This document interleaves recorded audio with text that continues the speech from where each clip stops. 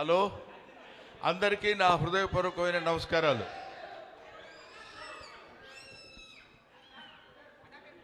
ఈరోజు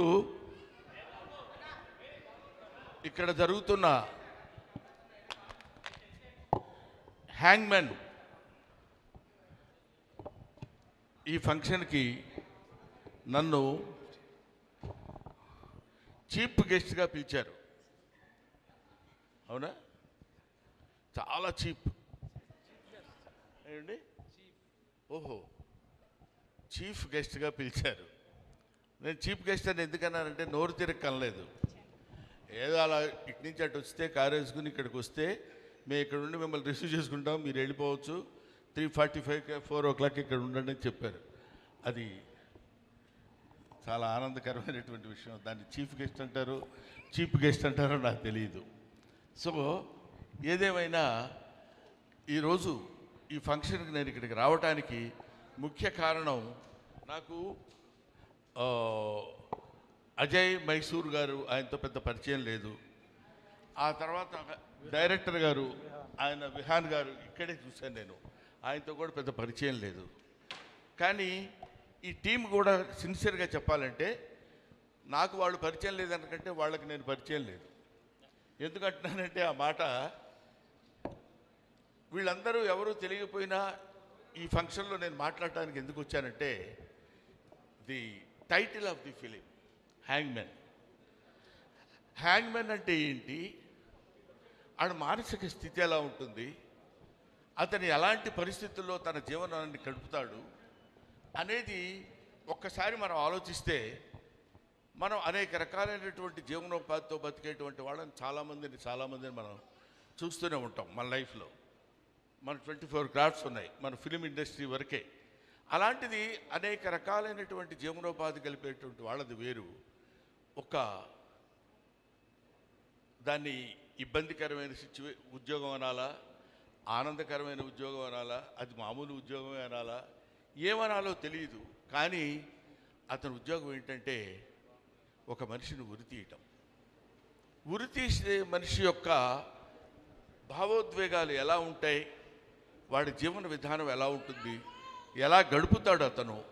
పొద్దున్న లేస్తే మామూలుగా ఏదో బ్యాంక్ వెళ్ళి సంతకం చేసి అక్కడ బిల్స్ తీసుకొని మనీ ట్రాన్సాక్షన్ చేసే ఉద్యోగం ఎలాగో, పొద్దున వెళ్ళిపోయి అక్కడ ఒక గొయ్యి తీసి లేకపోతే ఏదో ఒక కావాల్సిన ఉరికంబాన్ని ఎక్కించి ఇతను చచ్చిపోయిన తర్వాత చచ్చిపోయాడని చెప్పేసి సంతకం చేసి వెళ్ళిపోయేటువంటి ఒక కామన్ మ్యాన్ లాగా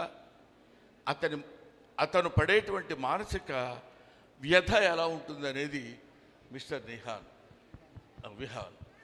ఇతను అసలు ఈ సినిమా, నేను కూడా చాలా సినిమాల్లో యాక్ట్ చేశాను. ఈ సినిమా ఈ స్టోరీతో తీయాలి అనేటువంటి ఇట్లాంటి చాలా జరుగుతుంటాయి, కంగారు పడద్దు. నేను ఇందాక లక్కీగా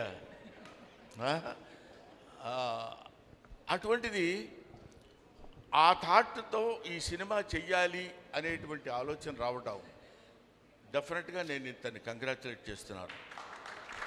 ఎవరు ఆ టైప్ ఆఫ్ థింకింగ్ నాకు తెలిసి చాలామంది ఇబ్బంది పడ్డారు. అలాంటి క్యారెక్టర్స్ ఊరికి అట్లా మధ్యలో ఒక సీన్ 2 సీన్లో వచ్చేసి వెళ్ళిపోయింది. కానీ హ్యాంగ్మెన్ బేస్డ్గా తీసినటువంటి సినిమా. తర్వాత ఈ సినిమా ఇండస్ట్రీలో ఏంటంటే కొంతమందికి బాగా కలిసి వస్తుంది సినిమా అంటేనే అది కలిసి రావటమే సినిమా. కుదరాలి అంటాం చూడండి, వాడికి బాగా కుదిరేసిందిరా అంటాం. అలా సినిమా అంటే అలా కలిసి రావాలి. నాకు తెలిసి బ్రహ్మాజీ ఒక మంచి విషయం ఉన్నటువంటి నటుడు. ఇందాక అమ్మాయి చెప్పినట్టు హీజ్ ఏ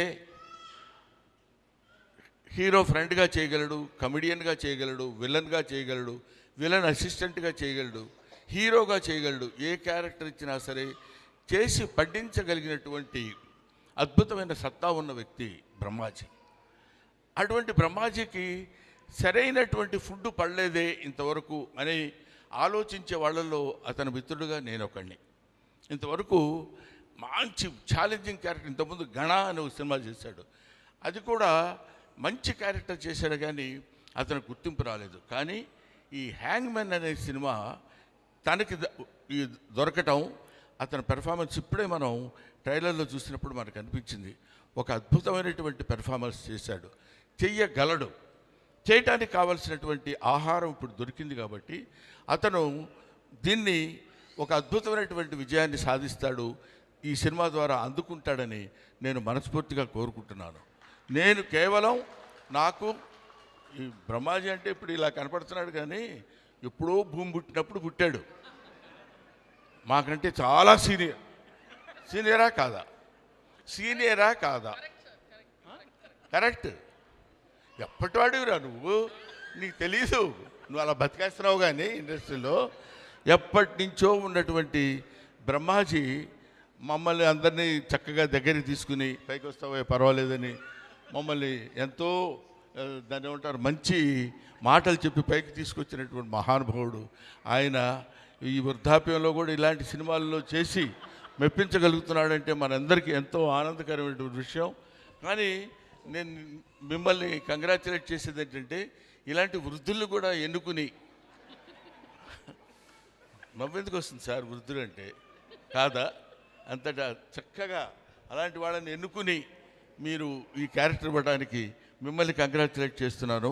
తర్వాత ఈ సినిమాలో యాక్ట్ చేశాడు ఇతని కొడుకుగా ఎవరు, Sunny is very good actor. నాకు చూస్తుంటేనే కొన్ని షార్ట్స్ మొన్న వచ్చినప్పుడు చూపించారు నాకు. వీళ్ళందరూ దే ఆర్ ఆల్ ది, అందుకనే నేను ఇంతకుముందు ఎప్పుడైనా ఎక్కడికైనా వెళ్ళినప్పుడు చెప్తాను, ఇలాంటి వాళ్ళని చూసి మొహం వీళ్ళు ఏం చేస్తారులే, ఈ జబర్దస్త్లో ఎవరో కామెడియన్స్ ఉన్నారు, వాళ్ళ మొహం వాళ్ళకేం తెలుసు, ఏదో పిచ్చి కామెడీలు చేస్తారు, అట్లా ఎవరిని గురించి ఏమీ అనుకోవడానికి వీల్లేదు.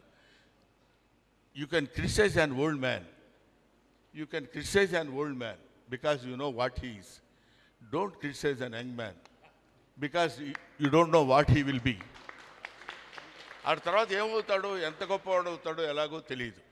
కాబట్టి అటువంటి ఒక అద్భుతమైనటువంటి క్యారెక్టర్స్ని ఎన్నుకుని ఎలా చేయించుంటాడు. సినిమా అంతా నేను చూడలేదు, సినిమాలో కొంత పార్ట్ మాత్రం చూశాను. దర్శకుడు hats off to this guy. I will see him as one of the best directors of Telugu film industry shortly. నేను డెఫినెట్గా అతనికి ఆ భవిష్యత్తు ఉండాలని కోరుకుంటున్నాను, ఉంటుందని ఆశిస్తున్నాను కూడా. ఎందుకంటే ఇలాంటి వాళ్ళు ఉన్నప్పుడే, ఇప్పుడు మేమంతా కొంచెం పెద్ద బళ్ళు అయిపోయి వెనక్కి వెళ్ళిపోతున్న రోజుల్లో ముందుకు దూసుకొస్తున్నటువంటి వాళ్ళు యంగ్స్టర్స్ ముందుండాలి. అది వీళ్ళ నుంచి వచ్చినటువంటి వెలుగే తెలుగు చలనచిత్ర పరిశ్రమకు కాదు, భారతీయ చలనచిత్ర పరిశ్రమకు కూడా వీళ్ళ యొక్క కాంతి, వీళ్ళ యొక్క light will be distributed to entire India. అందుకని వీళ్ళు ప్యాన్ సినిమాలు తీయాలని, గొప్ప సినిమా అవ్వాలని మాత్రం నేను మనస్ఫూర్తిగా కోరుకుంటున్నాను. వీళ్ళందరికంటే ఒక అమ్మాయి గురించి నేను మాట్లాడాలి. ఆ అమ్మాయి నందిని రెడ్డి. ఈ అమ్మాయి అసిస్టెంట్ డైరెక్టర్గా లిటిల్ సోల్జర్స్ సినిమాలో నాతో పనిచేస్తుంది. లిటిల్ సోల్జర్స్ అని, అది ఎన్ని సంవత్సరాలు అయిందమ్మా? కమిట్ అవ్వట్లా. నీ గురించి కాదు. కాబట్టి నందిని రెడ్డి రీసెంట్గా మా ఇంటి బంగారం, అదే ఇప్పుడు మన ఆంధ్రదేశంలోనే బంగారం ఏర్పడిందని మనకు తెలుస్తున్నారు కదా, రాయలసీమలో బంగారం వచ్చిందని. అలాగే మన ఇంటి బంగారం నందిని రెడ్డి కూడా చీఫ్ గెస్ట్గా ఇవాళ ఇక్కడికి వచ్చి, ఇది ముక్తసరిగా అందంగా గంగిగోగుపాల్లాగా ఉన్నటువంటి ఈ మీటింగ్ నాకు చాలా నచ్చింది, చాలా ఆనందంగా ఉంది. I wish all the best. Hero come కాదా, హీరోకి తక్కువగా ఏం లేవు, నువ్వు హీరోని డామినేట్ చేయాలంటే వచ్చావు వాళ్ళు, నాకు తెలుసు, అర్థమైంది. So I wish all the best my dear Vihaan. Thank you అమ్మా, థ్యాంక్ యూ. నేను మళ్ళీ ఇక్కడ కనబడితే మీకు బాగుండదు. Sir with your permission, yeah, మీ పక్కన రియల్ హ్యాంగ్ మ్యాన్ ఉన్నారు, కానీ ఇక్కడే రియల్ హ్యాంగ్ మ్యాన్ కూడా రావడం జరిగింది. వారిని Pawan ji please welcome on to the stage.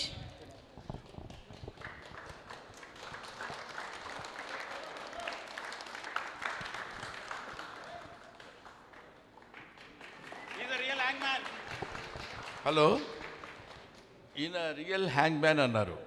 Prabhakar గారు రావాలి. ఎందుకంటున్నానంటే ఈ రియల్ హ్యాంగ్ మ్యాన్ అని ఈ వ్యవస్థ అతి త్వరలో నశించిపోవాలని కోరుకుంటున్నాను. ఐ సిన్సియర్లీ విష్ గాడ్ ఈ వ్యవస్థ ఉండకూడదు. అప్పటి నుంచో మా తాతలు మా ఇది అంటే ఆ వ్యవస్థ ఉండకూడదని ఎందుకు అంటున్నారంటే, హ్యాంగ్ చేయించుకుని ఉరి తీయించబడేటువంటి తప్పు ఏ మనిషి చేయకూడదని నా కోరిక. అదే రాజకీయ వ్యవస్థ, అన్ని వ్యవస్థలు, సాంస్కృతిక వ్యవస్థ, రాజకీయ వ్యవస్థ, ఆర్థిక వ్యవస్థ, అన్ని రకాల వ్యవస్థలు సరైన పద్ధతిలో పనిచేసినప్పుడు ఒక మనిషిని ప్రాణం తీసేటువంటి శిక్ష విధించేటువంటి స్థితి ఏ మానవుడికి రాకూడదు. ఇంతోనే ఈ ఉరి శిక్ష అనబడేటువంటి హ్యాంగ్మెన్ అనబడేటువంటి ఆ వృత్తిని క్షీణించి నశించిపోవాలని నేను మనస్ఫూర్తిగా కోరుకుంటూ, ఈ సినిమా నీ ద్వారా పెద్ద హిట్ అయ్యి ఇది గొప్ప విజయాన్ని సాధించాలని నేను మనస్ఫూర్తిగా కోరుకుంటున్నాను. మా బ్రహ్మాజీని నాది బ్రహ్మ సగం కొట్టేశాడు. నేను బ్రహ్మ ఆనందాన్ని జీ గౌరవం దగ్గర ఆపేశాడు అతనికి. Thank you very much. Thanks a lot. Thanks అమ్మా. Thank you sir. సార్ ఒక్క గ్రూప్ పిక్చర్ సార్ మీరు